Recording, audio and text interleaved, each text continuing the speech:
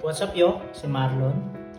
And alam mo ba ng Urban Decoms Ortigas ay may transportation nearby?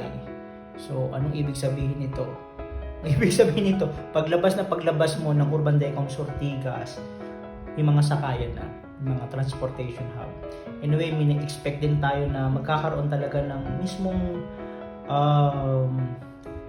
sakayan. Pero sa ngayon, hinihintay pa natin kung mangyayari ba or hindi. Pero hopeful na kasi nasabi naman yun eh. Pero hintay pa rin tayo.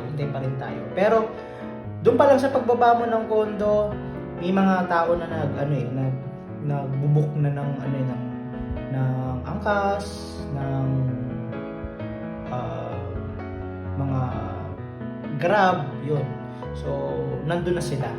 Baga, madali na silang nakakasakay, nakaka-access at nakakapunta ng trabaho. Tapos paglabas mo, mismo doon paglabas mo ng gate, may mga bus station, walang bus station, bus lang. Tapos may mga FX, yan, van papunta dun sa mga destination mo. May mga jeepney rin na dumadaan. So, lahat na ng kailangan mo pagdating dun sa pagta-transport, kung saan ka man pupunta, is available niya dyan sa Urban Decoms Ortigas. Ganyan katindi ang Urban Decoms Ortigas. Yun lang, paalam.